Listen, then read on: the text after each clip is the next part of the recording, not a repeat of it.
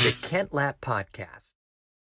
Was it you that said you had your office over in this part of town? I drove right by it. Yeah, oh, did you? It's like a mile away. Okay, nice. Do you miss it? I miss the office. I don't miss driving to the office. That's what I learned. Oh, really? Like this whole quarantine has been a relief, honestly, for people like me who don't like leaving their houses. Yeah. The office itself is so nice. True. It's so true.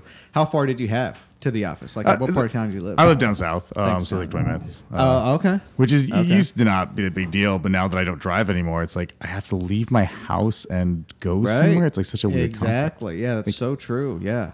Yeah, I don't miss my office situation changed in the last year, and now I have like 10 minutes instead of an hour. Praise God. I mean, spending an hour and a half on the road one way to the office it's miserable, you know? So, and working from home takes that to a whole nother level. Yep. Guy Goldstein, welcome to the podcast. Hey, thanks so much for having me. Yeah, thanks for taking the time, man. All right, so I'd love to hear about WriterDuet, how you got into that, kind of where that started and everything. But first, I'd love to hear just a little bit more about you.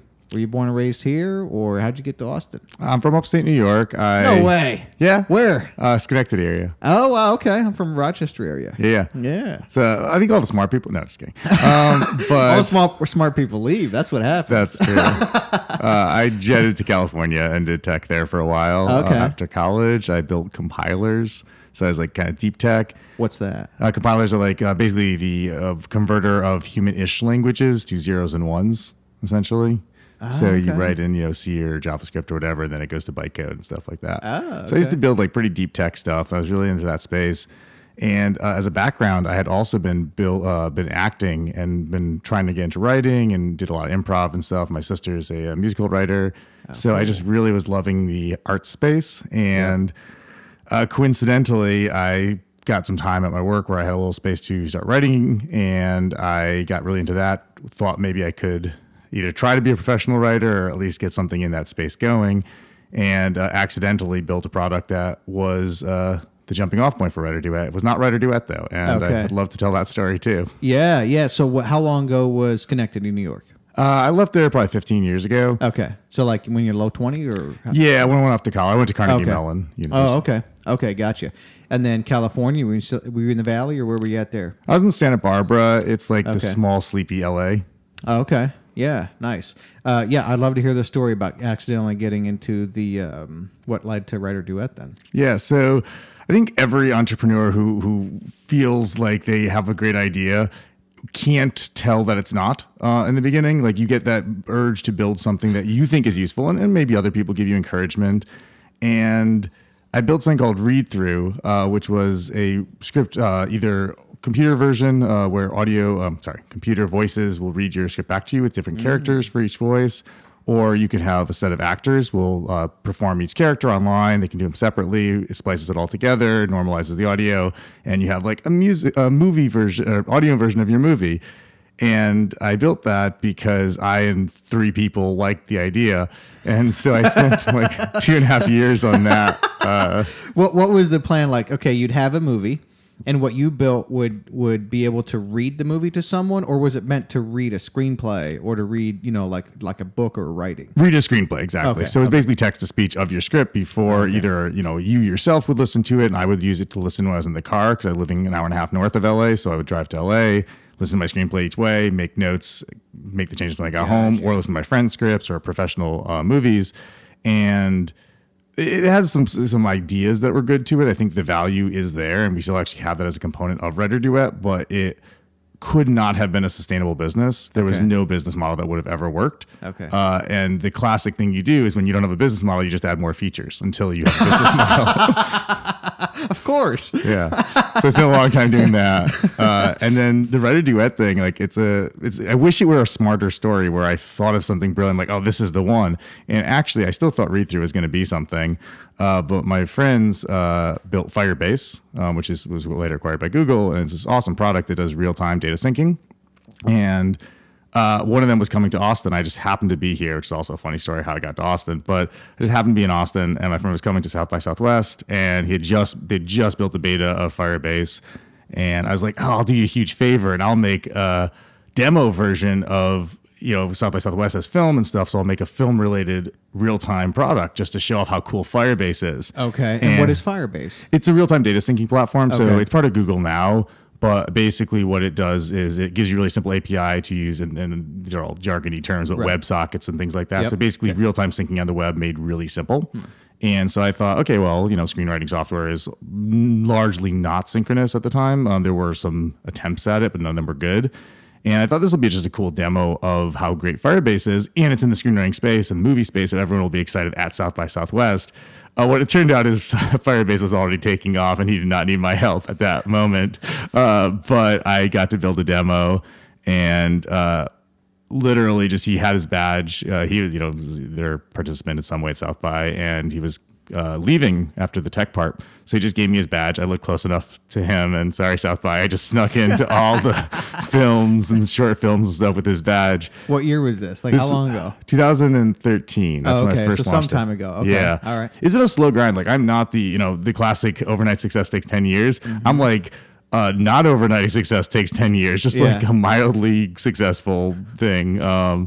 And I just stuck in, talked to people there, and instantly realized I had built the wrong product with Read Through, and WriterDuet was actually useful. And it was just cool. I just thought it was cool. And that's probably the better story than Read Through. I thought, oh man, this is going to solve the world's problems of listening to scripts. And WriterDuet was, this will be fun. And that's the one that worked out. So I don't think there's any huge logic to it. Wow. Do you find that, is that common in the tech space where someone stumbles upon something like that, or is that pretty exceptional? I suspect it's common. It's hard to know because you only hear the good stories, right? That's right. You hear the Yeah, good it's ones true. and success bias or whatever. So you wind up thinking that that's how things work. In reality, most accidents are also bad. Like most things are bad. Very few people are successful in a way that's meaningful, including myself. Yeah. So I think that if it had gone like differently, where Read Through had been successful, I'd be telling the story of how I was brilliant and thought it all through perfectly, like Steve Jobs. So Yeah, it's just it's the one that worked. Yeah, but you still have to be like open to paths presenting themselves, and like having the wherewithal and the energy to, and just the optimism to go ahead and follow the path, right? Because that thing of like the opportunity presenting itself, and you sort of stumbling into it. I mean, that is a thing. Like a couple of years ago, I actually started an Evernote on that exact principle, because I kept running into it with various people where they had had a big success or something, even like famous people that I've never met, and I just heard the story, however I've heard the story through a book or whatever. And I try to log those things, because that is like, it does happen, but you have to be ready for that opportunity. You know what I mean? You have to be aware of it and be open to it, and then follow that opportunity. So I think your story is just another one in those exact same lines. Yeah. The lesson that is real is the people who say cool are not the people who matter. The people who use your product matter. And not very many people were using Read Through. A lot of people were saying it's cool. Instantly launched WriterDuet. People were like, well, I want to use that. And they were mad when it didn't work. Not they were just, interested in the idea. They were like, I need this thing. And the pressure of building something very quickly and putting it out and having people who are mad when it doesn't work is brilliantly useful. Like, I think the idea of keeping things until they're right or adding features until people want them is going to lead you in a poor place. Building something that is useful enough that people are mad that it's bad is what you want to do, in my opinion, early on, unless you have a lot of money. Right. So I just put it out there, and like the moment I knew that it would be successful, new in a we'll see sense still, but the moment I was like, this is it, was when we erased every single apostrophe in a professional writer's script, because he kept using it. I'm like, okay, I guess this is it, because he'd been using it for like 3 weeks. He's a professional writer. Every apostrophe in the script was gone because they were like multi-byte, and we did something stupid with multi-byte characters, and I offered to like go through a script. He's like, nah, it's good. Spend a couple hours, I'll do it. It's fine. So this was a professional writer, and something in WriterDuet, like a code, did what you told it to or whatever, but the unknown byproduct of that was it erased all of his apostrophes in the thing. And then he let you know, hey, this is an issue because I'm using it this much and this matters to me. Yeah, well, he instantly told me, because especially early, if you aren't friends with your customers, it's really tough, especially as a one-person company, because you are a one-person company. There's very few things you can do, and you have to choose pretty selectively. So my choice was I will get to know not just professionals, but basically anyone who wants to use this product. I will just get to know them, get to know their problems, care a lot about them. And I think that probably is why he stuck around more than the product being so useful. I think he knew that I cared and knew that I would figure it out. And next time he had something that was the opposite of a problem, was like a good idea or something. And he had those too, like where he had feature requests, I would just do them. Okay. So I think that's probably more than the product itself being so great kept him, but that had to be there too. Like he had to want the product to be successful to stick around through the really stupid shit that happens. Right. Yes, because there's going to be stupid shit that happens, right? That's just part of it. So going back to when you were in California, you're doing your side project at the time, which turned out to not be a great idea. You're just doing that on nights and weekends because you had another job in the meantime. No, I'm way too driven for that, and that's a good and bad thing. So I just quit my job as soon as I thought this was a real thing. Okay. Took my, at that time, copious life savings and spent it all. And halfway through, I'm like, there's a rule of thumb that I have that I don't know if it's a good one or not, but it's take the most money this thing could possibly cost to get to the point that, you know, it's either successful or not, or it's at least the next phase or not. Take the absolute most money, double that, and then double that again, and then you might actually have enough money to do it. I don't think I really thought it through at the time, but that's what it cost. To realize it was a bad idea. That's the worst part. Okay. Is that's how much it cost to get to the point when I could look and say, okay, well, WriterDuet's the thing. And I still look back, I don't know. I don't think I ever would have noticed that it was a bad idea. I would have just run out of money. So that's the scary thing. The advice is to not do what I did. So it's hard to tell what the right version is. I got lucky that the second thing I built was good. A lot of times, like actually my friends at Firebase, who again became very successful, sold to Google. I think it was like number 6 product-ish for them that they had built together, just the two of them, because they wanted to build stuff together. And you know, you could look at each one and see, you know, each one's getting a little better, but not really. Like, yes, they were, but also they just got kind of, you know, lucky plus smart, plus, you know, timing and everything all together. And that's a real thing, right? I mean, you need that luck and smart and timing. You need those things to come together. And hardworking, and that's the thing I would definitely say with those guys. I remember probably they're the more inspirational story in this whole thing. I'll just talk about them the whole time. Yeah. But they were like, you know, I'm not going to say how broke they were, but I remember they were like, you know, it was tough, and I was never that situation because I think the good version of my story is I saved so much money that I could make a really, really big mistake for a really, really long time and learn everything the wrong way. Yeah, okay. So you're at South by, this is in 2013?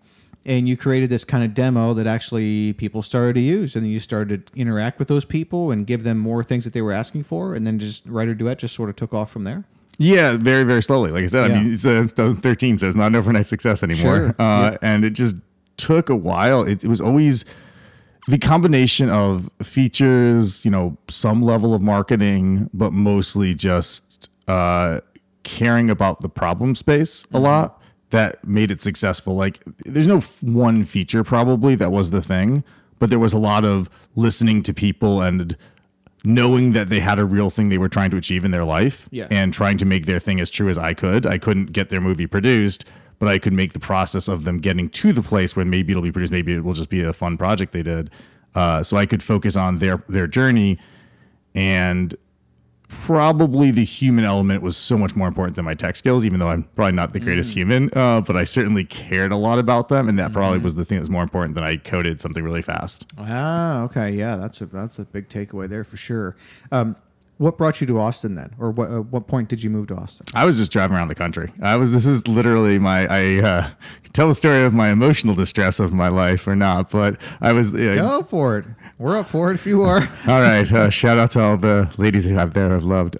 So I was almost married, did not get married, unfortunately, at the time. And I decided to just jet from California. I was doing the startup of Read-Through at the time. And I was like, well, I can be anywhere anyway. I just packed up. Well, I didn't pack up most of my stuff. I gave away most of my stuff, packed up the things my mom wanted, sent those to her.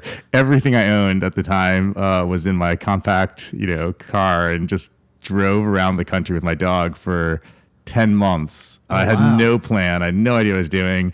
I was coding probably half the day and driving or touring or wherever half the day. Just messing around. And it's sort of, it wasn't the most fun I've ever had in my life because I was mentally, not in a place where I could have fun, but it was one of the cooler things I've done. And I think it led to the space to try new things, which is very hard when you're in a startup. So I think I was lucky that happened. Not because I could, I wasn't so self-aware that I could look and see my startup was failing, but I was self-aware enough to know that I could do whatever I wanted and this was fun. Even if I wasn't enjoying every moment of it, I was like, I can fool around. I can try new things because no one cared. No one was really paying us money. There's a little bit of money coming in to read through. Like I think I had $10 a month subscription, like 10 people were paying for it. I was like, yeah, that's cool. But it was a lot of freedom to not just fail, but try things and not even know if I had failed or not, just like poke at things and put them out there. And that part was cool. I think I would do that part pretty similarly, where I just tried a bunch of stuff in the beginning, and one of them happened to be successful. Okay. So when you're 10 months driving around the country, you said coding half the day. At that point, you're coding read-through, or what are you coding? Read-through, yeah. So read-through until I was in Austin, and I just fell in love with the city, by the way. It's this crazy cool place. I was just here, I thought, for a few days, turned into a week, turned into a month, turned into... I guess out of the 10 months, it was 4 months in Austin. Okay. And I left. But then I came back as soon as I finished my trip. I was like, this is the spot for me. But I was just here and I was staying, random people like couch surfing houses, hostels, anywhere I could get my dog in. I learned there was a Motel 6 10% off discount. I joked because I said I had a lot of money and I did, but it goes. You spend it. Like, sure, absolutely. I started with 2.5. No, I've worn the 3.5 years. And I didn't need any money for 3.5 plus years, plus the money for the startup, like tech stuff. And I definitely spent it. And I have been very broke since then. Is South by what brought you to Austin? Was that your first time you experienced Austin? Yeah, I had never heard of it. I knew there was a capital city called Austin, and I thought it was just this weird place between Dallas and San Antonio. And it turns out it was the good place between Dallas and San Antonio. The rest, Dallas was boring as hell. Sorry, Dallas. I totally agree. Austin's really special. What was it about Austin that attracted you and you decided to kind of stay here? There were probably 4 things, but the easiest one was the people. The people are very, not just friendly, because friendly is, available a lot of places, and that's great, and I love that. But they were friendly and interesting and interested in things. So there were a lot of people who had both their own perspectives and things to add and cared about what other people were thinking and doing, which is not found in a lot of, especially startup and techie places. People get very self-absorbed, and it was a really open, interested culture that wanted to talk and experiment, think about things. And there's really, as well as being really, really nice people here. And that's some of it's, again, you can find nice people anywhere. It also is one of the most dog-friendly places I've ever been, and I'm obsessed with my dog. So he and I were just chilling at Zilker Park every day. It had Wi-Fi at Zilker Park at the time, so I was coding at Zilker all day. He was playing all day. That's very cool. This is the first I've heard that Austin is very dog-friendly. I'm not shocked to hear it. Someone this week described Austin as being radically optimistic. Do you see that? Do you see that in the tech scene? Yes. But there is so much pessimism in the world, it's hard to see that sometimes. Okay. I think there is a lot of underlying optimism, like people want there to be things, but at the top level, especially in startup, there's a lot of jadedness, especially with not to say underrepresented, because that is a part of it, but it's people who aren't advantaged in tech, especially. So I am very advantaged in this. I am both, educationally advantaged, happen to have the right friends, happen to be in the right circles, and had some money. All these things lined up to make my life massively easier. And even then it was hard, but I was just I can never empathize fully with someone who doesn't have those advantages, who can't walk into a VC room and look and act the part. Yeah. And I think that part makes it really not sad, but there's a lot of work to be done to make the optimism real. The optimism exists, but boy, do we need to do work to make it so everyone gets to realize that optimism, instead of it being, it sounds really good until you've struggled for 6 months or years and you're making no traction. No one not only wants to help you, but no one believes that you will be successful. Maybe you're optimistic yourself, but there are people who are just looking at you as you're not one of the crew. So I think that's a disappointing part about especially VC, and I don't mind I like VCs. I wanted their money for a long time. I didn't get it, and now I'm glad I did not get it. Oh, really? But I think if I could change things about the startup world, there are many to be changed, especially, in Austin, as anyone else. So did you say that there are a lot of founders in the startup world in Austin that are not advantaged, that don't have the connections, that don't have the education or the background? Absolutely. I mean, that's true. That's true everywhere. I mean, Austin is probably an attractive place for people like me who have a lot of those things, but it's still just a city, and there's still a lot of smart, nice people who don't have that background. And I don't in any way pretend I'm like, hey, I'm the white savior mentality. I'm just going to come in and know the right things to do to fix it. Yeah. I just try to acknowledge that I and a lot of people are very advantaged in this thing. And I like hanging out with the people who aren't. And I don't know if I'm ever going to help any of them. But I certainly like those people. And I like that they're trying and going through a much more struggle. They are optimistic, to go back to that thing. But boy, do we need more than optimism here. Yeah. I love that you like hanging out with the people that don't have the advantages maybe that you have or that other people have. I think that speaks a lot for your character, man. I'm going to also backtrack and say I like hanging out with the advantaged people too. I'm sure. But do you think that I feel like it sounds like it hasn't always just been like, you've gone through difficult times, right? And through some struggles and stuff like that. And is it through that has kind of given you this maturity to reach out to those or spend time with those that don't have all the advantages going their way as well? Is that where that come from? Or is that just your personality? Man, I think it comes from guilt. So that's where a lot of good things can come from, I guess, sometimes. It comes from just, the struggle, and yes, realizing that I went through the struggle even though I had a lot of the advantages. It was still so hard. I think that does help. Like, I think if it had been easy the whole time, it would have been a little bit harder to see how hard it is for other people. So I'm glad I went through that in that sense. I think the real thing, if I think about like my human life of what I'm trying to achieve here on Earth, is helping other people pursue their passion. Like screenwriting is that. Like most people who will try to write a screenplay will never be produced, but that doesn't matter to them. They might want to be produced, but that's not the reason they're doing it. They're doing it because they love something. And they're trying to create something of value to themselves and hopefully to other people. Startups are the same thing. Like we love something. We think it's valuable to us. We want it to become real. And we try, and often we succeed to a degree, but don't ever reach that thing. But that's okay. Like you don't have to be like. I have the rule of thumb: if I'm going to start something, I have to be okay if it fails. Like I can't start something that I know that if it fails, I'm like, well, that was it. It was a waste of time. I'd be like, well, it was a good run either way. I would like them to succeed. That's always more fun. And so, like same thing. If you go back, I used to build compilers, which are again things that help people code, that let them code and do that more conveniently. So. As a general rule, I think creativity and people pursuing their passions is the thing that matters most worldly to me here. So the people who have the most advantages are already doing that. And so it's just not that interesting. Like if you're doing it and I can help you, like that's more interesting than if you're doing it and you seem like you're good. So I don't know if I'm such a nice person. I don't think that's it. It's just I like, not necessarily problem solving, but I like helping things come to existence. Yeah, I love that. How old were you when you realized that you wanted a future in tech or were good at tech or could like be good with computers, like that type of thing? Like were you always just sort of techie in that regard, or? Yeah, I think I realized it probably. My family has a small business that we did. This still is going on, and so my mom, such a great praise God, I was really happy that she did this. Bought me a laptop so I could code our website.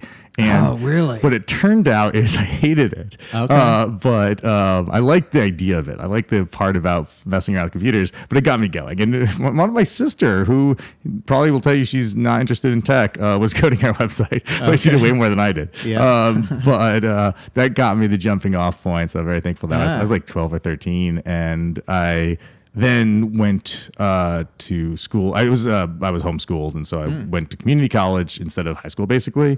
And I could take whatever classes I wanted. So I took all the computer science classes they had at the college, and that got me a pretty good starting point. I see. Yeah, absolutely. Now, why was it that you didn't like to code the website? Because it's a lot of work. No, Fair answer. I think the simpler reason is the interesting parts of technology for people like me are not doing it. It's the thinking about how it will be done. And what it turns out is that's in normal web development, a lot of it's doing it. Yeah. And that's an interesting problem for startups. And I think a lot of people, you get this kind of escapism to the next thing. Like you're always thinking about the next feature because that's the next problem to solve, right? That's why a lot of the startup people are problem solvers. And what you find is in doing the business in the beginning, it's all that. It's all the problem solving. It's all you don't know what's next. You're making something new. And that stays true for quite a while, including in the bug fixing phase, including in the marketing and customer support. There's still problem solving. It's still interesting. We hit the point relatively recently where it's less problem solving and more execution on a regular basis. And it really is different. And the annoying thing is that's the part that's actually the successful part. Like as long as you're problem solving all the time, you're probably not super successful. You're probably not in the phase you want it to be at. So you finally get where you want it to be and suddenly it's less interesting. That's interesting. And that's where, even as where we are now, like I started a little bit more like reaching out to other startups and seeing where I can help more and being involved with our startup stuff because my company is not really a startup anymore. It's a small business that would like to be a bigger small business and maybe even a medium-sized business someday. Yep. Like we're not going to be a big business. There is no billion-dollar screenwriting software company. Okay. I don't think we'll be the first. Were your parents supportive of your journey the entire time?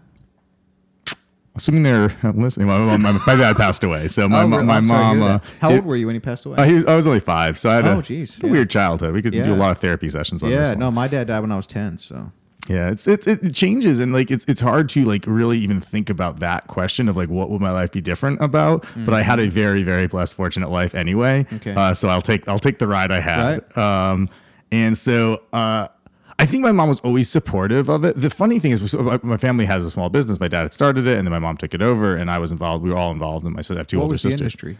Manufacturing. So we actually still manufacture. ToughTraveler.com. Tough Traveler. ToughTraveler.com. It's manufacturing bags and it used to be child carriers, now pet carriers to carry your pet around, and cool. Luggage, backpacks. Yeah. It's really great. I have my laptop bag here with me. I've been using. I think I have the same laptop bag for 20 years. So. And it's a Tough Traveler bag? It is. Yeah. All made in Schenectady, New York. Wow. So they were doing that, and I think the reason I sort of think about supportive, and she was. My mom was very supportive. She's supportive of everything I do.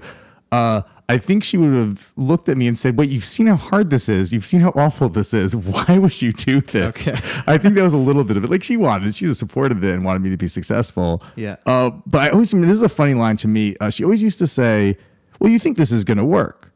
And I would say, "No, I don't. Like, I hope it will work. I like it." She would always say it as a sort of statement that you think. She's like, "Well, then why would you do it if you didn't think it was working?" I'm like, the same thing I said before, because it's worth it anyway. Like it's the thing I have to do anyway.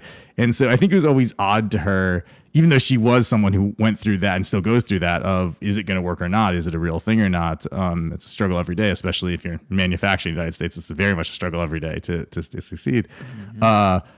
But the idea that you're doing something to be successful is terrifying to me. Like you're doing something to do the thing. And if it's successful is almost a coincidence, in my opinion. Yeah. See, there's like a purity to that. But that's actually one of the things I really respect about the tech scene and founders in general, people involved in startups, is they are willing to fail. I mean, most of them, right? I mean, and no one really wants that, but they're willing, that the failure is a real outcome for a lot of these things. Yeah. And they're willing to fail, but they go for it anyway. What I think the flaw of the VC side of things is failure is an expectation there. So in VC world, this is the classical thinking, whether they still say this or not, 9 out of 10 companies are going to fail. So make sure that your 10th company is, hopefully more, but like a 10x to 100x win. And that pays for the other 9 losers. Yeah. And as a human, you really don't want to fail 90% of the time. Yeah. That isn't fun. But the math for an investor works. The emotions for a human don't. And there's a note in that the one winner in the 10 doesn't actually make that much money off it. The VC does, but not always the original founders. So the math really doesn't work for most startup people emotionally or even monetarily, I think, when you look at this 90% failure. So while I've never been confident I would succeed, and I think I've often been hopeful and certain times optimistic, but I think maybe now I'm confident, but even now, like, I could tell some stories where I'm like, well, it's over. I've had some of those recently. You think that way sometimes, not because you're even right, but just because it's hard to invest so much time into something and it takes so long. But going back to the point, you have to be okay with the failure. I think you don't want to invest in yourself the same way VCs invest, saying 90% chance of failure, 10% chance of huge success. I think you want to, personally at least, I think you want to invest in yourself as, I'm doing the things for the right reason, and the outcome will be the right outcome based on that. And I don't think you play the odds, you play I have the right reasons no matter what the outcome is. Yeah, I love, dude. That's really strong, man. I love that. You mentioned you didn't take VC money. How did you fund WriterDuet? So in the beginning, it was all, I had some savings. Like I said, a few $100,000 goes by real fast when you have to pay for tech and live on it for years and stuff. So I was living pretty cheap, and I made it a while with that money, which is really, again, I got that from working in tech for a while and doing a pretty good job. So making money is a huge advantage early. If you're thinking about starting something, man, I've seen people who started with a little bit of savings and it goes fast. And what do you do then? Because do you give up? Then everything's gone. Do you start working part-time? Like, it's such a hard game. So I would never encourage people to delay their startup, but I would encourage them to think very concretely about how this is going to work and do that math where you're like, multiply several factors of fuck ups, to be prepared. So I had all this money that helped, really did immensely. And so once that started to get low, and that did happen, I had just turned on the faucet of getting people to pay for it. So 2.5 years of nothing in the read-through world, a year and maybe a half of WriterDuet being completely free. So 4 years in, I finally started charging people. And I built the whole thing myself with a little bit of contract labor in the middle, which was, again, super helpful. But I built it, and that's a huge advantage as well. If you aren't capable of building it yourself and don't happen to have the right co-founder, I don't know what I would have done because, man, I got some thoughts on hiring too. It's really hard to hire, and I will not say I'm perfect at it in any ways, but I can say there are things that we do better now than we've done in the past. And going back to the point, though, I funded it myself until finally we turned the faucet on payments. I was super psyched the month, I guess, when we launched it. We as me at the time, but we as a company made more money than we spent on servers that month. I was like, yes, nice. Making your first month or so. Nice. So I was super jazzed. Like, so I think I take home some money this month. I probably made a few $100. Yeah. And then it kept growing from there a little bit. So by the end of the first, I guess this was 2014. So probably that 2014 year, we launched in the middle, paid version.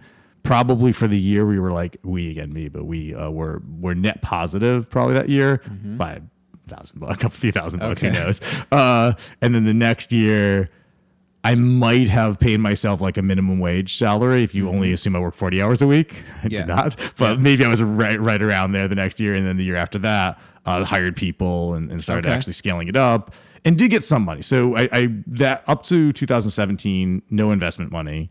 2017 got into Techstars in Austin, and they gave us $20,000. And then my friend, which is why, again, advantages of knowing the right people and being in the right circles, my friends had sold their company to Google recently and offered to invest. And at first I had originally said, I don't know what I would do with your money because I hadn't, we didn't have huge scaling plans and wasn't hiring at the time. But then got the Techstars. I'm like, okay, I think, I can use this and leverage that a little bit. So he gave me $100K as well as an angel investor. So I had $120,000. Tried to raise more money at the end of Techstars. Wasn't really aggressively trying, but was like seeing if I could, and I couldn't at the time. And that was the right, the right answer. Then down the line, probably 2 years later, I guess, a year and a half ago, I don't know the exact timing, but again, tried to raise, and this was the one that could have worked. I was trying to raise just $250,000, and I raised half of it. 100 from, again, angel investor from Stokes company. So he had some money, he liked me, and he had the right bet. I think he was making the calculated bet on this might not be a huge blow up, but I think you'll probably survive. Okay. And it's, good business, and he liked me. So it was a good combination. And so that one, and then another angel investor from Techstars Network was 25,000. So another 125 all in. So all in 245. I've been trying to raise, like I said, 250 on that round. So I was supposed to get 125 and I just couldn't. I think the story of why I didn't is many faceted and failure ridden, but fundamentally the things that I should have been pitching, I wasn't. Because I was trying to fit into the VC mold at the time. Even though I was pitching to angel investors, I was trying to tell a story of here is how we are the $1 billion, 100x your money return. And I don't know if they knew that we weren't, but we weren't. So didn't raise the rest of it. And it was actually really bad because I had mapped it out. All the timing was down. I had to raise this by this and get this, and hired, even though we knew we didn't have the money, we hired people based on having that money. We're like, nope, we're just gonna get it. We're gonna get this money. Didn't have a good run for a while with ran up huge credit cards. So I got a new credit card. I got all the zero interest I could, maxed everything out. At the worst point, we're at negative. I think we didn't quite make negative 100,000. But basically I had barely done the math pretty well, but we needed $125,000 to do what we wanted to do. And we didn't have it. So we instead ran negative almost $100,000. And right around that time, things were supposed to turn around, and they did. And so it turned out to right around where we wanted them to be. And so the last, I don't know what it is, 9 months of COVID have actually been, and this is very depressing in a world which is not feel the way I feel, but personally been really easy. It's not been that way for most people, but myself, I'm like, hey, so I don't have to drive to work anymore. That's cool. I can, do my social life the way I like to do it, which is anti. I just sort of sat around, not have much of one. Sat around and played with my dogs. It's been a good run, and also coincidentally, not because of COVID, but the business was starting to get to a good point. The PPP loan realistically was a factor. Like those things that happened, like that's a real easy way to not be in the same situation you were in the day before. That's true. So things like that all, COVID did impact our business in some negative ways. Like people had less money. You can actually see changes in behavior of our users. But fundamentally the business was going in a good direction, and it kept doing that. And again, not to in any way glorify this experience because it's been sucky, but from an entrepreneur's perspective, things changing is good. Dynamics in the world changing lets new ideas come into fruition. It's bad for people who like the way things were. And that's sucky because most people like the way things are. That is very true. So in that sense, you see patterns and you get to do things. You get to hire people you couldn't have hired before. And it's sad for them initially, but then they love their job at WriterDuet. So we had people like that where we thought, man, we're just, everyone we hire is brilliant now. It is amazing. Just, and shout out to all the employees who are listening. I don't know. But it's true. You get new opportunities every time there is a fundamental shakeup. And the worst thing you can do is try to play by the old rules in the new environment. Yes. So WriterDuet has W-2 employees. Oh, yeah. We've had them for a while. And we did that from the beginning. I don't know that this is the right way or anything, but I was always scared of contractors for two reasons. One is, legally you want to be... That's right. You think you want to play everything on the right side of things. I'm a very, if I could do over, first thing you do, hire a lawyer. Second thing you do, hire an accountant. Get those. I've learned that lesson as well. Yeah. And we did it and, cleaned everything up after years of things. But the employee stuff we tried to do right because it does cost more. It takes mental energy and time to do everything with employees. But first of all, it's good for them. It's good for everybody on the employee side. And I think going back to the point of it's not about success or failure. It's about doing things right along the way. That's part of it. You want employees who are bought into your thing.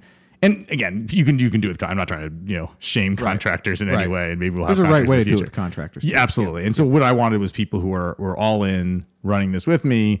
They weren't going to be exactly co-founders just timing wise, but they've, felt like that a lot of the time. And so we hired them, since 2016, we've had actual employees, and it's not big. We have, including myself, 12 full time right now. So it's not big, but having those people, it makes a huge, huge difference. Yeah. They're all working from their homes right now as well? Yeah. Okay. And you just, just communicate through what? Carrier pigeon mostly. We just send carrier. Yeah.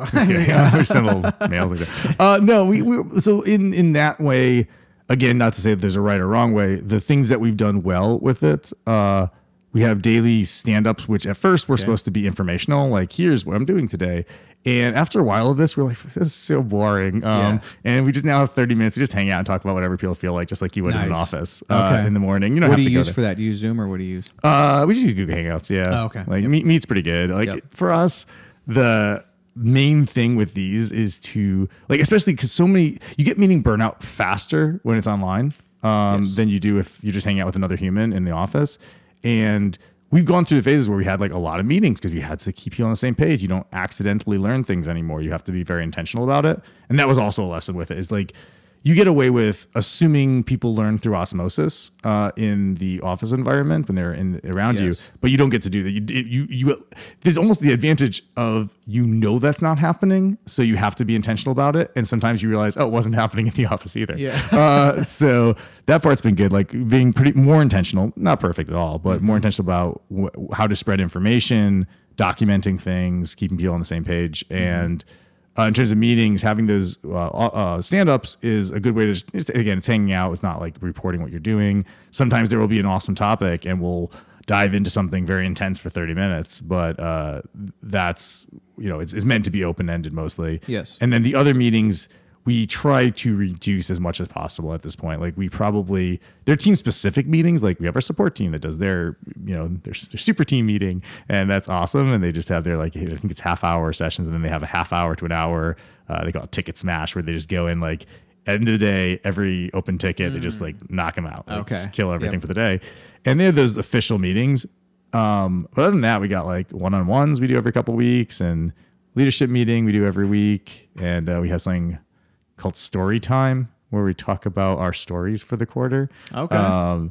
Personal or at work or either? So they're really, in the conventional thing, the rocks, like OKRs and stuff, those kind of things. Yep.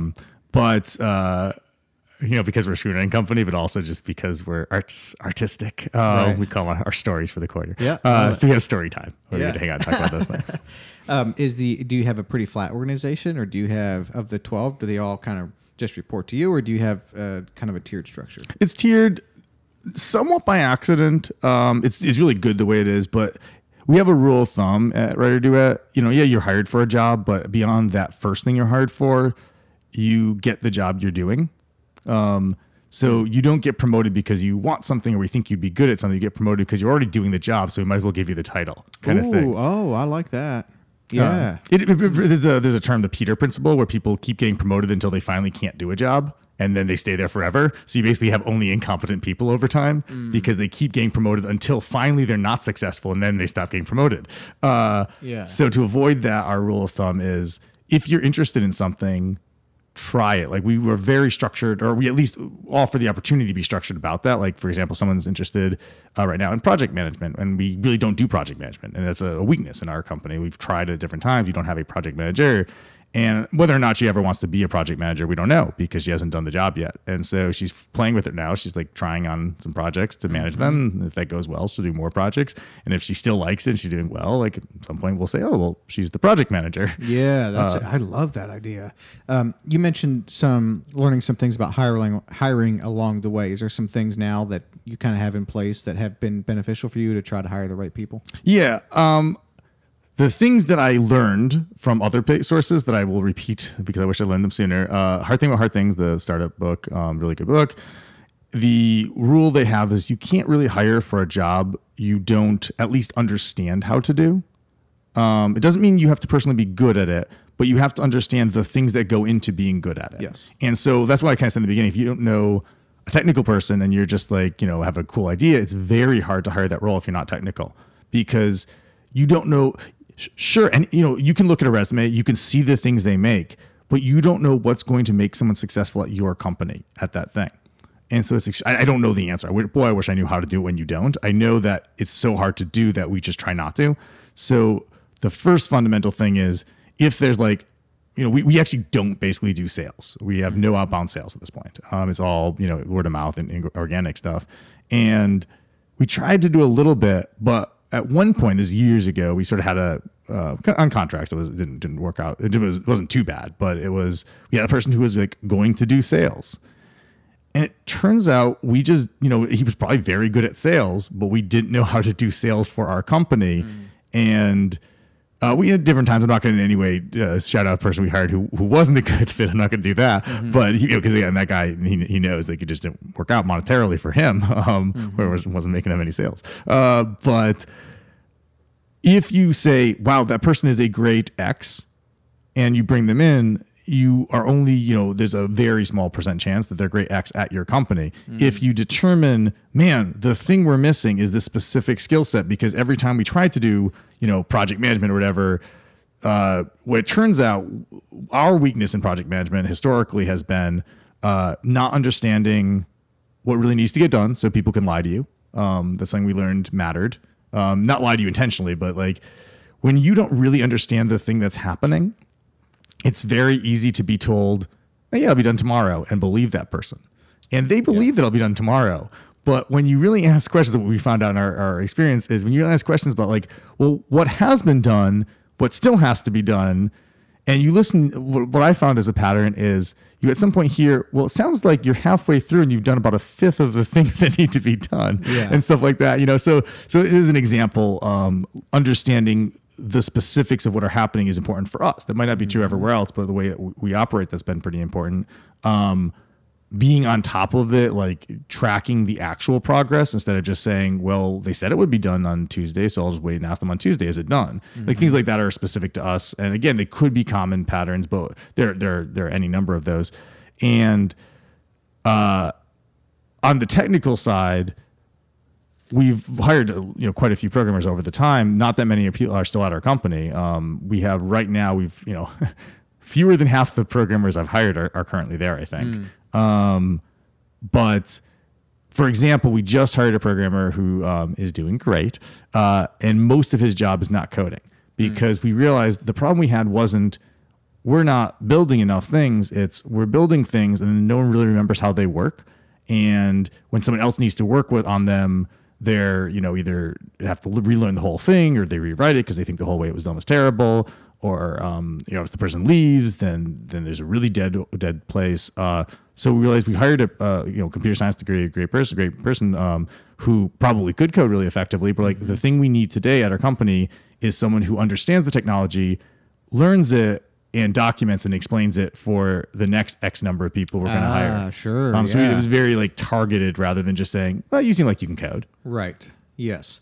And all right. So can you explain what WriterDuet is then, and just talk a little bit about kind of where the company stands now? So you have a dozen team members. Sounds like you're cash flowing, right? Things are decent. Things are going well for you now. And then talk a little bit about what WriterDuet does and the problem it's solving. Yeah, so WriterDuet has 12 employees right now, including myself. We're cash flow positive, which is a very nice place to be. Doesn't mean profitable. It means though that money goes up, which is nice. What we do like when I originally pitched it, I would say we are real-time collaborative screenwriting software, meaning we're for writing movie scripts and TV scripts and in video games as well, and specifically focused on real-time collaboration. That was the unique value prop we offered. What I think has been true, different people would probably run it differently, is real-time collaboration is not the fundamental feature that makes our product successful. It is a feature that gets people to care that you exist. But the feature that makes us successful is we understand and empathize and care about the entire process it takes from idea through hopefully finished product, through actual many iterations of that finished product. And so it's a screenwriting software that wants the writer to succeed. Like that's what I kind of think of it more as. What are the things that block people from succeeding is the next question. One of them is lack of collaboration. They're co-writing, and it's really hard to co-write if you're emailing scripts back and forth or doing screen share or whatever, when you can't just both write really freely. So that's one of the problems. But what are the other things that make people stop succeeding? Well, one is, as an example, not getting feedback. If you have written something and you feel like you're shouting into the void, it's really easy to get discouraged about the writing process.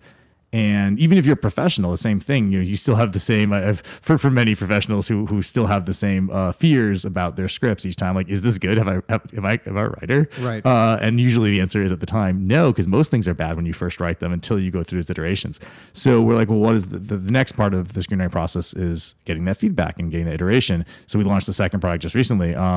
that helps people share their script faster, get it read, get comments and stuff. And what we're not is a platform for, we're not as a social network. We don't like match you with your screenwriting peers at this point. They're not, I don't think we're particularly interested or good at that, but we are a place that helps you technologically get feedback and structure that. So it's really that we're a place that is very aggressive about what blocks writers from writing and being successful. I see. Yeah. And you have very successful screenwriters using your platform. And you're seeing, this is one question I had for you is, what are the successful screenwriters? What are some of those common denominators?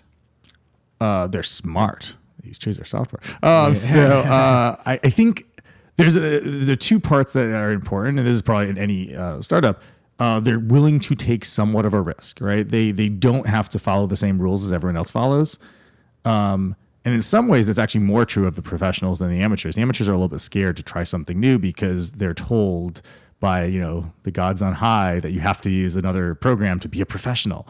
And for those people, it's a little scarier to try something new versus professionals like, no, we kind of just know if we write good stuff, people will read it no matter how we did it. Okay. And so I think that the being willing to take a risk is a fundamental thing of any, new software or new anything product. So you find people, and this is a great book. It's very, very boring, but it's a good book anyway, called Crossing the Chasm, which talks about the phases of customers. And what's really interesting about it is there's that the word I think they use are innovators, are the first round of people who just like want to try new things no matter what. And those people are great. You will get them. You can't avoid those people. We got those for read through even. So I know those people don't mean that much, but they're awesome. Like they're like, hey, new, I'll try that. I'll give you notes. Right. And they're great. They usually are your basically product testers in the beginning. Like it's terrible. I did this, but I had so many days. I'm like, well, I'm going to launch this feature early enough in the day that when it breaks, I'll have time to fix it before a lot of people notice. So just like in the beginning, because you can't be perfect in the beginning. Like I said in the beginning, just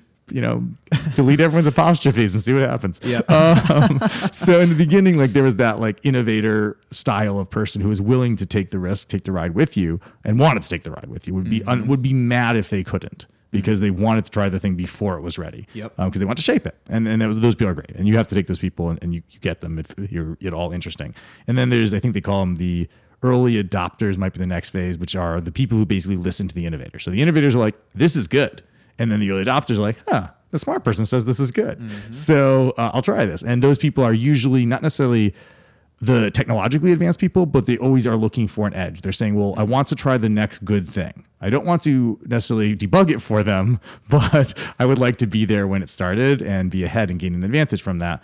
And those people, I'm going to again say you can get fairly easily. Like I would say we had those people starting to join our site, certainly within the first months. Like innovators day one, you get those people, but the early adopters figured out pretty fast. Like, we were talked about in a podcast. The way I got on this podcast was I just tweeted at this professional screenwriter like 3 times over the course of a few months, and he never wrote back. But one time he did talk about us on his podcast, and that got us a huge shout out to Craig Mason. So this is successful screenwriter. Had a podcast, and he mentioned WriterDuet on his podcast. And that brought in some customers. It's probably the most well-known screenwriting podcast, especially now. But even back then, it's called Script Notes. And they used to do this thing. I don't think they do as much at all anymore. I'm going to admit that I don't listen to it right now because I'm really busy, but I love it. They do one thing called One Cool Thing. And at the end, each person, either 2 professional screenwriters, they say, what is their one cool thing for the week? And we were his one cool thing. Oh, that's cool. And what actually went best about it, I think, is going back to the story of he found some bugs. Like I think he was really slow on Safari if he loaded the second script and stuff like that. And he literally said in the podcast, like, there's a problem. They'll probably figure it out. He said what the problems were. He shouted them out. And I literally that day that it came out, fixed the bugs, tweeted at him, and the next week, because I had the bugs, he said, remember I said there was bugs? They fixed them. Look at them go. And so if I hadn't had the bugs, I wouldn't have gotten a second shout out. Exactly. What also shows how you guys roll, right? Like there was a bug and you fix it. This keeps popping up with you. Like you're very focused on the user experience and the customer, helping them to accomplish what they're trying to accomplish, and just fixing whatever needs to be fixed and creating whatever needs to be created to get that end goal as it should be. That's pretty exceptional, man. I think that's the only thing you have control over. Yeah. Like in this game, like you don't have control over like were we going to be on that podcast? It was he happened to be, you know, nice, and he was probably in his own way an innovator as well, like interested in the new thing and checking it out and seeing what's going to be ahead for screenwriters. So that part I couldn't control. But I could control that when he found a bug, I fixed it. Yeah, exactly. Yes. And so, and then like even the marketing things, like after that, we never took off. Like still to this day, we haven't taken off. Like if you look at our growth, like, yeah, it's pretty, you know, it's exponential, but it's not a crazy exponential. It's an exponential that if you look at it, it says, well, I'm sure there's a hockey stick thing somewhere. Like I'm sure eventually it'll do it. But it's been that grind. So I no longer remember the point of the story, but I remember it was good. Yeah, no, it was good. Yeah, you were talking about some past experiences on there, and I wanted to ask with screenwriting, this is for what? Plays, movies? Correct. Yeah. So what else? Video games. That's one of the spaces that it's a small, like monetarily, it's almost, I think, a bigger market now. Video games are probably bigger than movies and TV in terms of worldwide revenue. But it's smaller in terms of, you know, quite how many are being produced that have this kind of narrative component. So, you know, video games could be as simple as like a mobile app where you just tap the button real fast, and those you don't need to write a very complicated script for. Right. But now some of the video games coming out are basically cinematic movies that you play. They're 8-hour movies where you get to choose parts of it. You impact the, you know, scene order, the dialogue, the content. And there, in some cases, there's huge exponential numbers of variants. So like Netflix did this is not really a game, it's a show, but Bandersnatch was their choose your own adventure style movie, I don't know, show, whatever it was, art form. And video games aren't quite that level necessarily, but they have a lot of that in terms of the gameplay controls the movie you're watching to a degree. Like you're watching actual cinematic cuts. There's real dialogue. There are real characters that you care about that have arcs. Okay. And that's the genre, whether that's the next big genre or not, like it's already a big genre, so it's not next. But whether that's like the keeps growing or not, I don't know. But I love playing in that space because two things are cool about those people. You know, I love all our writers equally, but the one thing is they're already techie, so they're already in the tech game. So they're screenwriters. They're often coming from the ranks of movie and TV writers, but they're in the tech space. And the movies and TV, like I think movies and TV in some way undervalue the writing. It's less true in TV, especially, and probably become less true in movies. And it's funny to say this. I don't think video games overvalue the writing or even correctly value the writing either. But they get it because the writers are in there with the game writers the whole time. It's a very collaborative experience versus a lot of times in a movie more than TV, you'll see someone writes a movie script, takes years for it to get somewhere, and finally, you know, they're ready to do it. And then there are rewrites and there's all that stuff. But the writing, the bulk of the work already happened. Yes. And in video games, the bulk of the work is happening in parallel with the game development, so they're part of the team, and so there's more value on that side. Okay, so like I don't know many video games, don't play many at all. The one I'm most familiar with or have seen played the most is Call of Duty Black Ops. Would that take screenwriting or no? I don't know. I don't play video games very much myself either, but I think it did. I think there's a storyline to it. I think there's an arc. I don't know the game specifically, but I think it has that. I think it's Red Dead Redemption is one of the ones that's like the classic example of that. Okay. Where they really follow a character's journey, an arc. I see. And it's still controlled by the player, but if you asked the writers, they were like, we knew the story we wanted you to play. Yeah. Okay. Gotcha. How do two people in presumably they're in different states or towns or whatever, houses even, and they're able to write together through WriterDuet? It's real time. But how do you write together? Like, do I write a sentence? You write a sentence. Like, how does this even work? There are a bunch of styles of it, and there is certainly no right style. The ones that I personally ascribe to are two completely different ones. One is the improv actor style, where it is, I say something funny, then you say something funny. And there's a great story of... Oh, wow. People do that? Yeah, they're great. And it's probably much less common, but the original Bill and Ted movie... written by the great Ed Solomon, a WriterDuet user. Love him. Shout out. Nice. He wrote Bill and Ted basically with his improv partner at the time, just like playing characters that they practiced in improv, and they would just like riff with each other and just wrote it down one time. And that was the original Bill and Ted's Excellent Adventure. And I'm sure they would tell you their process is a little different now in the most recent one that came out. But that's one style where you kind of are there together in the moment. Exploring the space, basically like an improv actor is doing. Improv actors. The more common one that I think works really well that I like as well is and there's a third, which I don't necessarily do, which is you outline together, you try to break the story up, and together in collaborative environment, like you just play around, just throw down ideas, and that's collaborative. That's, just in real time, you're throwing ideas on the paper, and it doesn't matter the order the ideas come out because you're not really fleshing it out.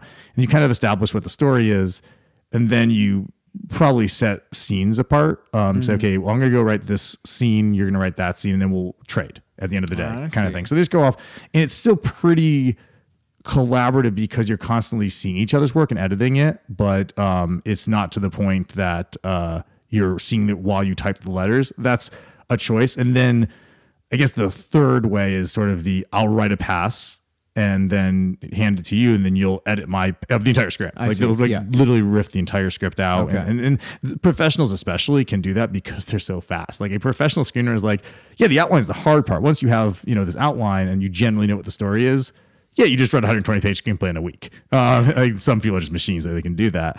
But those are probably the three most common styles. The reason I like the sort of scene trading one where you're sort of in the moment still with each other is you let the story evolve together and organically, where you get to like make your progress and still break away from the outline. You don't have to be so rigid to it or completely shocked in the third third one where someone reads your script like, this isn't what I wanted. The person's like, oh, like, no, it got so cool in the second act, I had to just completely go this other direction. I assume when you write that third style, you're more, I'm going to stick to the outline. I see. I assume. I don't actually. Okay. So all movies at one point were like just written by a screenwriter, right?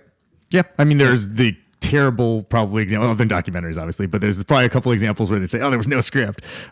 Usually they're lying when they say there was no script. They just mean they didn't like the script. That's probably the more true story there. There are examples where the script was, here's the outline and make it funny in the middle when this happens. I think there are a couple examples, good examples. And they leave that to the actor and actress? And the director and stuff in the moment. That does happen. There's a lot of improv on set. Like probably some of the more famous lines in movie history have been improv. A lot of them, I think I'm right about my movie history. I think Frankly, My Dear, I Don't Give a Damn was an improv.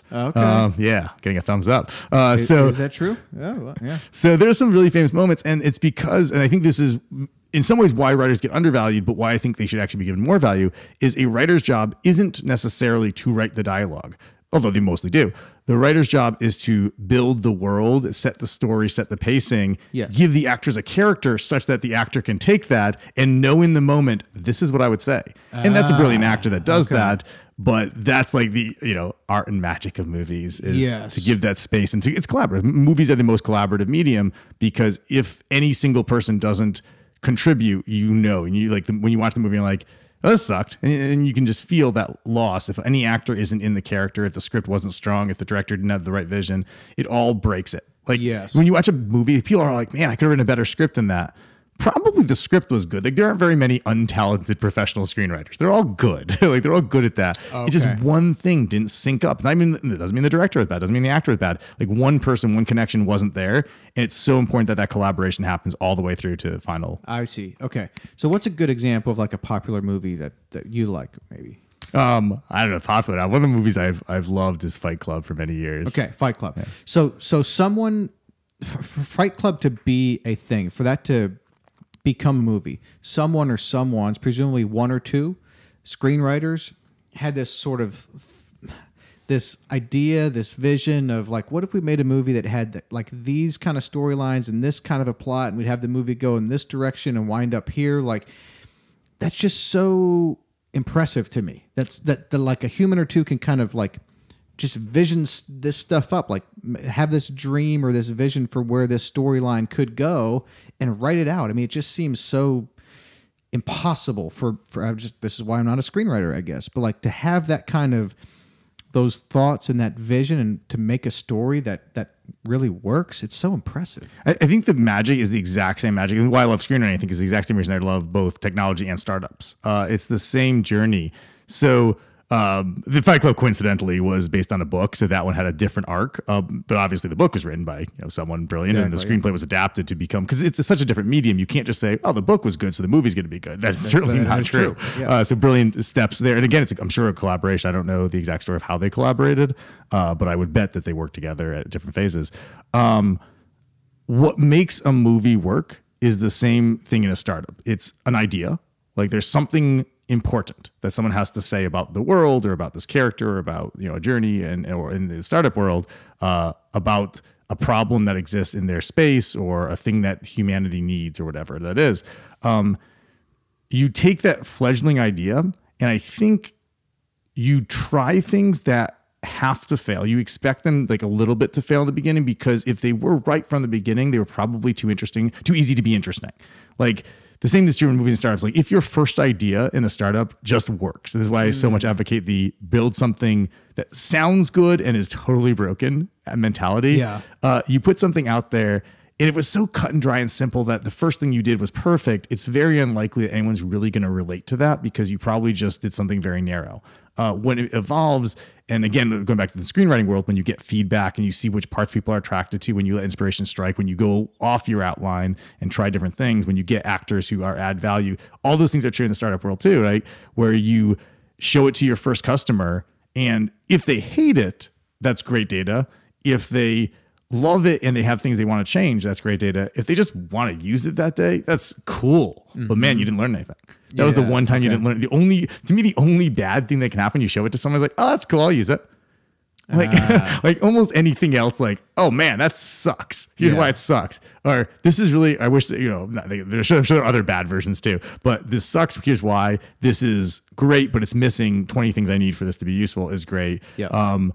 People caring is the most important thing, like caring enough. And the same in anything creative is getting people to not just intellectually tell you what they think about it, but to emotionally engage with the thing you're doing and say, I value this so much that I'm not just going to give you my, what I would do? I would do this. And those things, sure, everyone has ideas. Some of them might be good, but the ones who are like, well, if you give me this, I can't use it, but boy, do I want to use it. So give me this instead.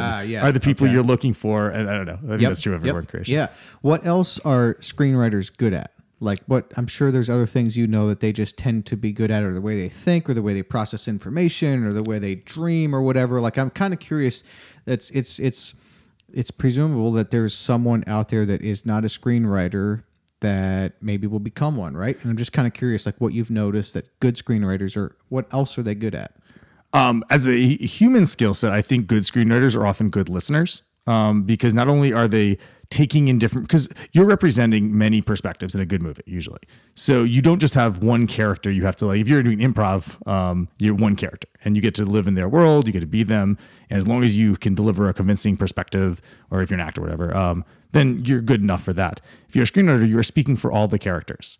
And you're speaking for all the perspectives in the world, and everyone knows the classic bad guy, right? So I'm evil, so I do something evil, and it's boring. The interesting bad guys we all remember are like Thanos, and like they care about something. They have a perspective on the world that is different from the heroes, and that is the fundamental battle. The battle is not, am I good versus evil? Hopefully, but sometimes it's fun too. Is my perspective the perspective that will win? And so screenwriters have to be, I think, adaptable to different worldviews. They have to listen to the world, and they have to empathize with different characters, even the ones they hate. Like you can have a character like, man, I would punch you if you were in front of me, but I'm going to make you the most compelling character in this movie script because your perspective means something. Like I am political, and I don't want to make this political, but if you think about, obviously the cultural and political divide we have going on, always probably. I don't think this is a novel thing that the U.S. suddenly first people to have political disagreements. Like I think this is a very well-established world problem for history. If you hate the other side and if you think they're wrong, it's not interesting. You're just gonna, be what are the word? Sounding board? I don't know. That's not the opposite. Sounding board is echo chamber. Echo chamber. There we go. And so a screenwriter, I think, more so is required to listen to both sides. As a human being, you can just have your cool liberal friends or your, whatever. I think it's a political commentary. I think you're doing it somewhat right when both sides think you're the other side. Like, man, all my conservative friends think, man, what a fucking left wing nut I am. All my liberal friends think, like, why the fuck does this Republican not just like, he seems nice? Why is he such a jackass?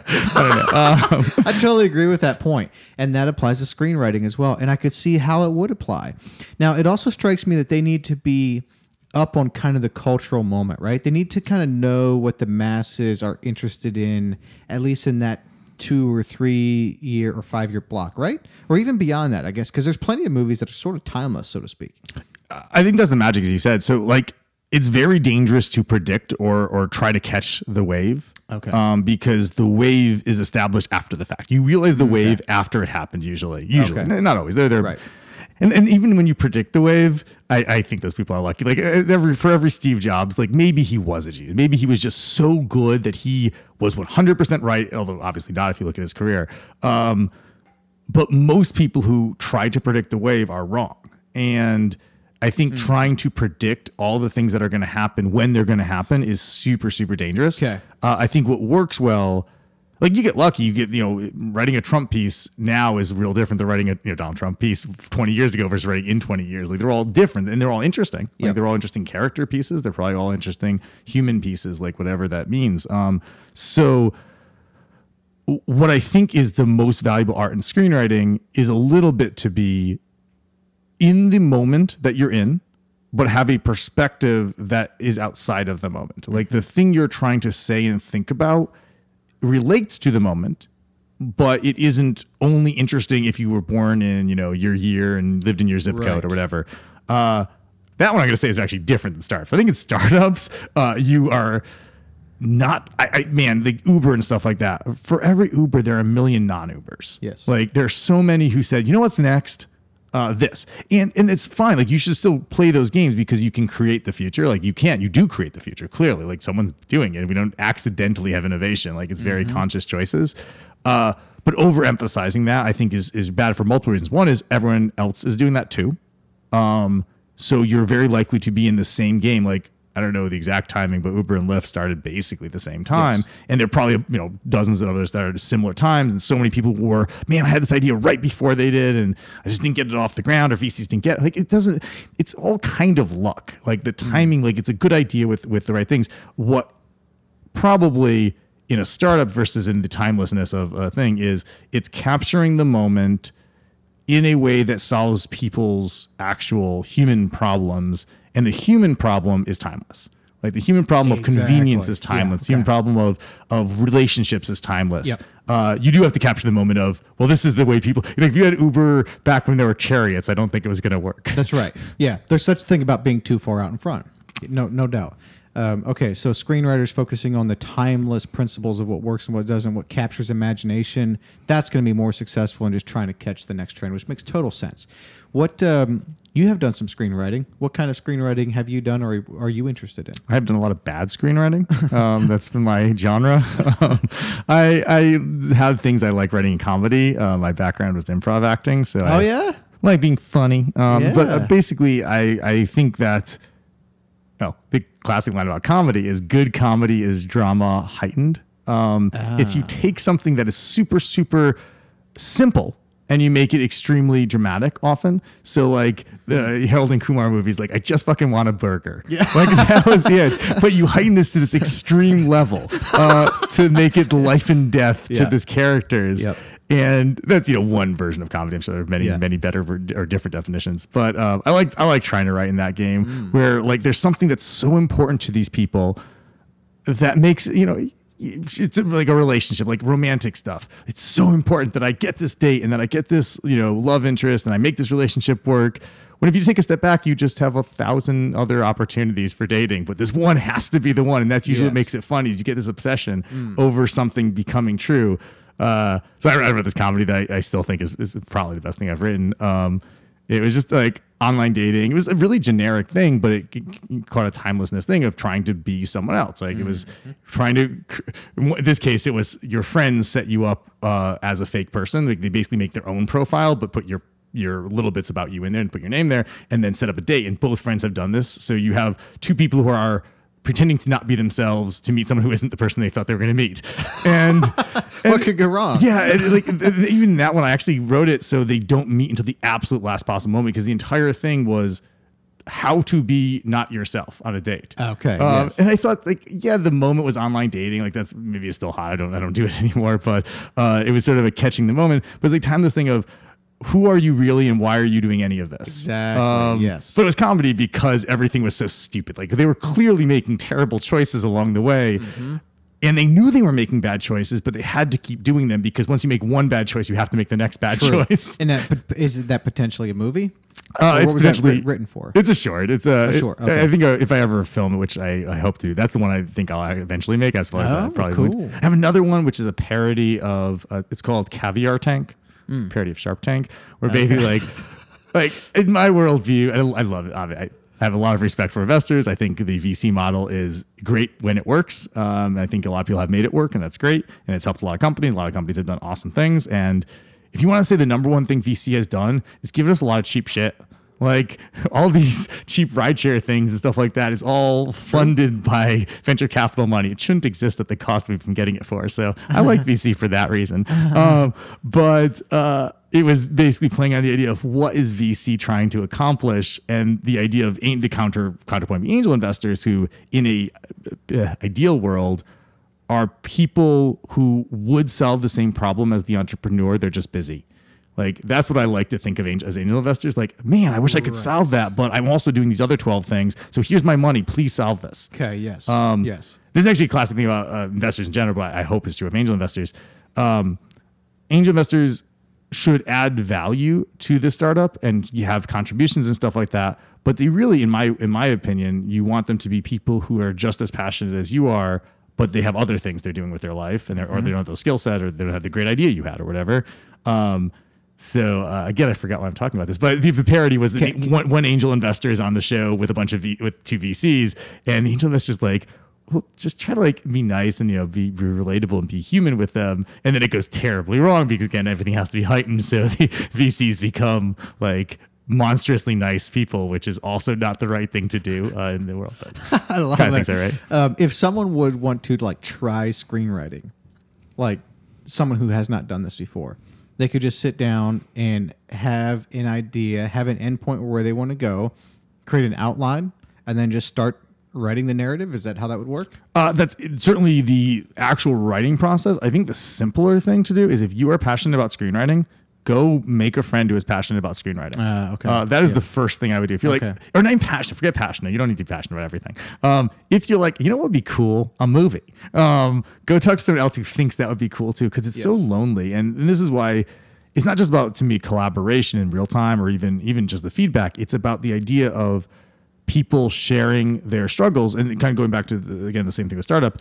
If you want to start a company, the first thing to do probably isn't to hack at it. It's to find people who empathize with the thing you're doing. Yeah. Okay. And so in the screenwriting world, if you want to write a screenplay, you're like, I've always had this story I really want to tell. Try telling it to someone. Like, just try verbalizing it. See if you can do that. Seeing if someone's like, oh, that's cool. You know what'd be cool if you did this. That's fine feedback, especially in a story. Like, you're not selling them anything, so it's different than a product. But what I really want when I'm listening is, oh man, that would be so. Oh, I want to watch that movie. I'm looking for this story, and that's the kind of attraction I would hope I would get. Same thing as, man, when can I use your product? Man, when can I watch your movie? Yeah, I see. So the same thing. But again, if you're just starting out, you don't have to hit that goal. That's an aspirational thing. Yep. Or just share your thing, because there's 2 points here. There's one which is a funny thing about psychology that I think has been proven out. You are less likely to achieve a goal as soon as you tell people about it. Because when you tell people about it, I've heard this. Yeah, the reason I think psychologically is you've gotten the dopamine. Someone gave you approval. Oh yeah, I am great. I am going to do this.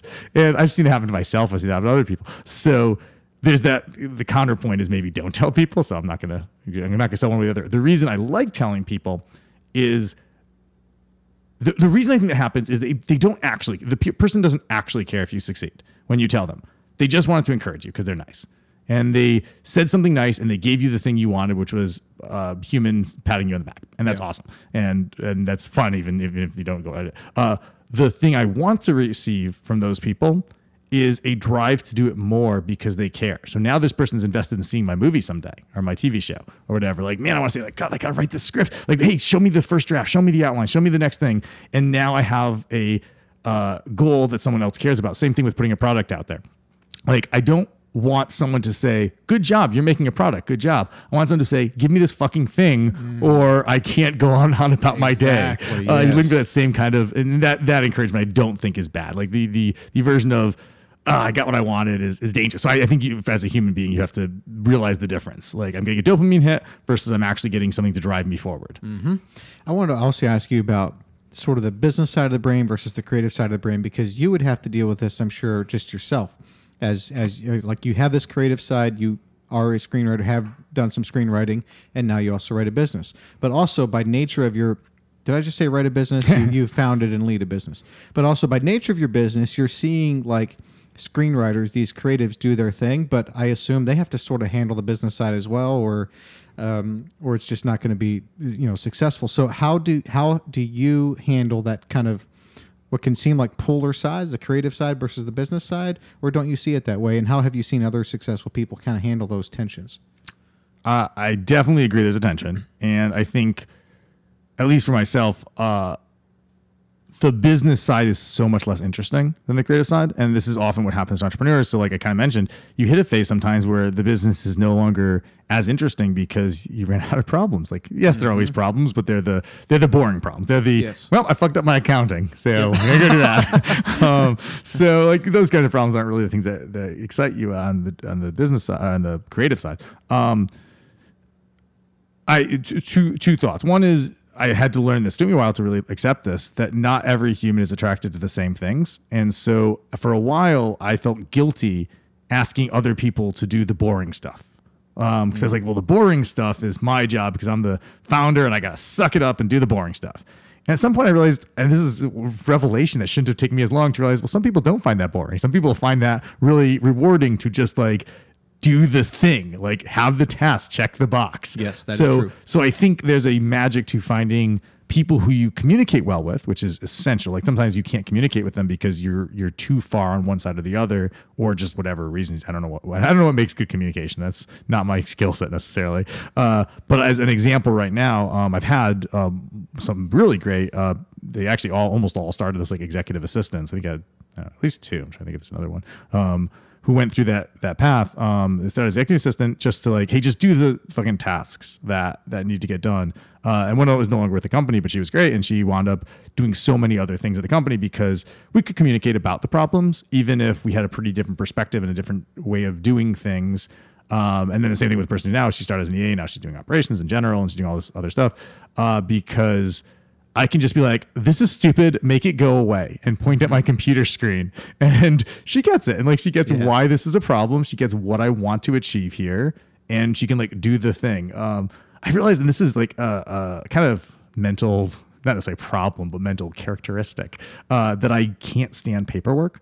So as soon as I have to like fill in boxes, I get extreme anxiety about I'm going to fill in the boxes wrong. I'm going to write the wrong thing. The IRS is going to come to my door. I've gotten letters from the IRS in the past. They are scary at first. I had one where I said, "You owe $60,000 or $30,000. Pay us in 2 days." Or I'm like, "Oh fuck." Gotten those. Also, check your mail. That was a lesson as an entrepreneur. I don't like checking my mail. That IRS letter I got was probably dated 3 weeks before I received it. So anyway, point of the story is that you almost have to have people who have similar communication abilities or understandings of you and the problem, but like the things that you don't necessarily thrive in, have strengths that are different from yours. There's a really good book. I love this book, by the way. I'll rattle off books if you want. It's called 9 Lies About Work. And what's fascinating about it is it takes very, very obvious, so they take common perceptions, and they say really obvious things that prove that clearly no one really thinks this, right? And they're right, or maybe people do think it, but when you look at it, you're like, how could this be true? So one of them is this idea of everyone has to be good at the same things. Like you all have to be good communicators. You all have to be good, skill set wise, X or Y, or you all have to be good at being on time and things. I was late to this thing. I'm so sorry. Only 5 minutes, let's be honest. It wasn't bad. But most people have strength, and strength to them means in this book things that you're probably good at, but mostly just thrive while doing. Like that's a strength to them. So maybe you're not good at computer programming yet, but every time you try coding, you just get really jazzed. And that's probably a strength, even if you're not as like good at it. And there are things like that everyone has. And so the common perception is we all have to normalize. We all have to get good at the same things, and we all have to kind of behave the same way to exist in society or exist in a company, which has things. What I think the book says was true, and I think we've observed as humans, is people who excel emphasize their strengths and try to cover their weaknesses. So you find the things you're uniquely good at or better than you are at other things, and you spend all your time becoming as good as you can. So the example they use, I think, is Christoph Ronaldo, soccer player. And I don't follow soccer, but the way they described him is like the ideal soccer player uses either leg ambidextrously, essentially. They can just go back and forth, left to right, doesn't matter. And that's what makes them super efficient because they can always get the ball to the right side. But this guy, apparently, I think he's left-legged, just only uses his one leg, basically. Like if you count the number of times he kicks the ball with one leg or the other, it's basically always the one thing. He's just so much better at that leg, it doesn't matter. It's so fast at that. And so as an entrepreneur or a screenwriter or whatever you are, creatively, find the things that you can do better than anyone else, and then find ways of making, in my opinion, the weaknesses not really matter. Either cover them by having another person who can do them, or minimize the times you have to do them in your day. Like just try to optimize a way. It's a bad thing to say, but learning things you don't want to learn, like essentially. Right. Like I have a rule of thumb, like I try to learn very few things, but I try to learn the things that I want to learn. Like I'm not going to go out there and try to I learn things that I'm interested in for curiosity, but as a business owner, I have very little time to just learn things that aren't going to be the thing I do every day. Yes. And so I try not to learn those things. I'm like, hey, don't even tell me. I don't want to know the answer. I want to know that you have it under control and what you need. Yes. I think I've heard Tim Ferriss say before that he sort of switched from learning just because to learning just in time. Like learn what you need to know. Yeah. And stick with that, because that box is big. Like just learning what you need to know, that takes a lot of time. Learning things just because that you can create a lot of noise. It seems to me like you think in terms of principles, and you can extract.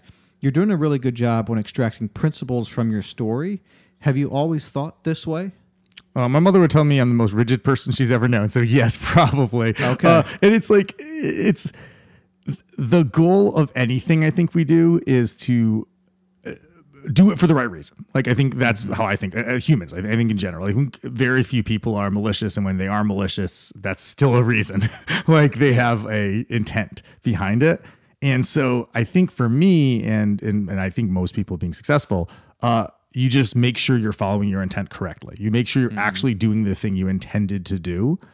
And like if I look back and I found out 20 years from now, it turns out screenwriting is the worst thing and it causes, addiction to entertainment, and I ruined the world by this, people do that. And I'd be really sad, but I would think, well, the process was the right process anyway. And so I try to take the absolute of I'm doing a thing. I'm going to do the thing I want to do. I'm going to come into it with the reasons that I thought were good. And if I ever realize that is the wrong reason or a bad thing, I'll change because I'm not a bad person because I did the wrong thing. And I think that's an acceptance that I wish I had of everybody. So I'm going to not pretend I do, but I think that's a global good thing to acknowledge is do the thing. And as soon as it's the wrong, there's a great line about poker. If you play poker, all the money in the pot is no longer yours. Once you push money in, like there's this perception that, oh, I have to get my money back. It's not yours anymore. It's in the pot. So the same thing with the principles. If they're wrong, I'll change them. Yes. Like I have the reason I'm doing things. As soon as I recognize I'm wrong, like, oh shit, I actually hope they're wrong, because I can probably, if it turns out anything, and I'm sure there are many things I'm doing that are wrong, as soon as I recognize they're wrong, I'm like, oh, that's why this is all going really poorly. And then I'll change that thing, and probably I'll be better off. We actually, at our startup, our company in general, we have this sort of principle of guess on almost everything and hope that you're wrong. Because if you're wrong, that means you don't understand something, which probably explains all your past poor decisions or some of your past poor decisions.